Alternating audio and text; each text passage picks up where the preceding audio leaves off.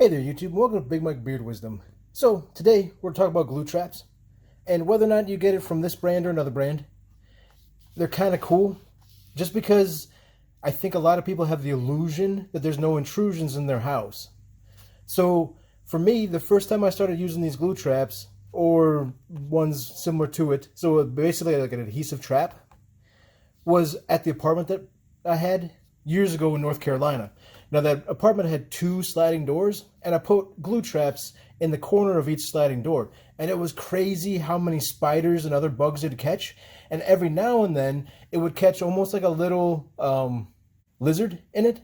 And at first, I thought for sure it was a snake. But once I looked closer, you could kind of see that it had tried to jam its legs underneath it to try and get itself out of the glue. But it's one of those things where you'd be surprised by how much stuff gets into your house. So real quick, we'll take a look at some used ones. So these are pretty interesting. This has a ton of little flies in it, as well as some other stuff, including a spider that didn't make it too far. This one's got a bunch of different stuff. Some of this is just dirt, but it's got either a cricket or maybe a beetle and some other junk in it, as well as some like ladybugs. And we also caught a bat the other day, and as you can see, we've got something.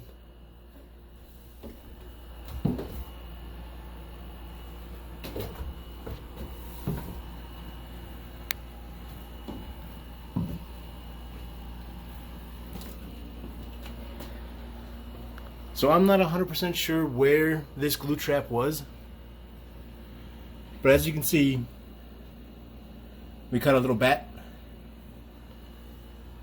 And then these stay pretty sticky, so they're very goopy. So you want to be careful that you don't put it around any like pets or small children that might get into it. But it's one of those things where if you want to put this in a different spot, so maybe you've got a nice window or something down in the basement, try throwing one just once by the window. See what happens after about a month or two. And for me, I really care about this now because where I'm at in Minnesota, there's a lot of farms around us, so we're kind of more in town, but that doesn't mean that mice and other stuff aren't going to be leaving the farms as the harvest comes in. So as all the fields that currently are the homes to all these mice and other like insects or other weird things, they're going to be going somewhere as the harvest happens. And then especially as winter's coming, they're going to be looking for heat.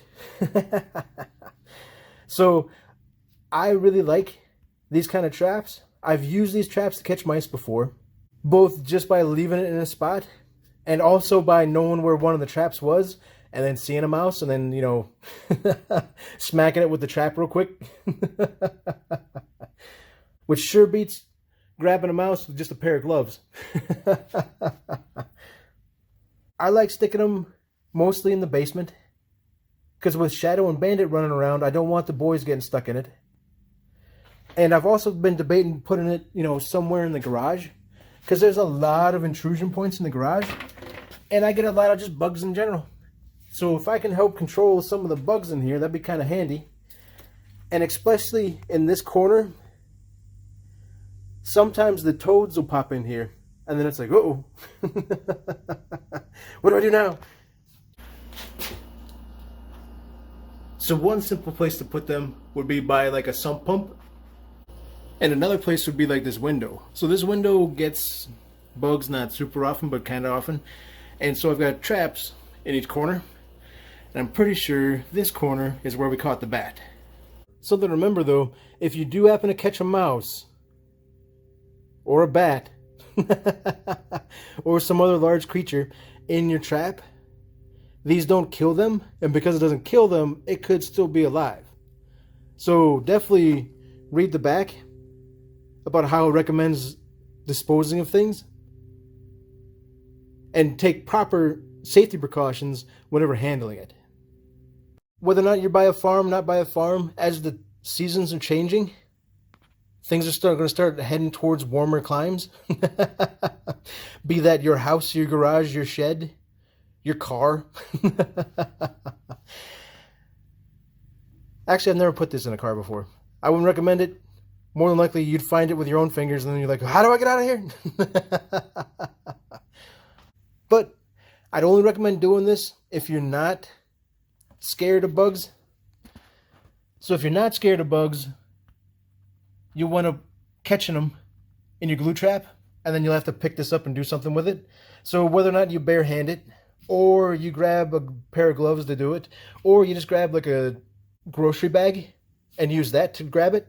But it'd be one of those things where be ready for some scariness. Because living in ignorance is bliss. And you might be a little surprised by the kind of stuff that you can get and how much stuff is coming in and out of your house. Because who knows if these are coming in or going out. All I know is that I caught these where this trap was sitting. Hope you guys enjoyed the video. Feel free to like and subscribe, and I'll check you next time. Pretty sure this is one of the videos that my wife won't watch because of the bugs.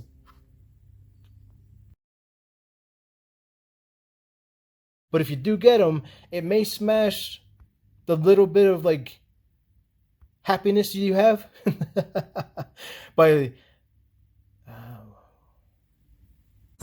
Hey there YouTube, welcome to Big Mike Beard Wisdom. So today we're talking about glue traps. Now whether the glue traps are by like this brand, which I've never actually seen before, or by another brand. So I think the other traps I had before were made by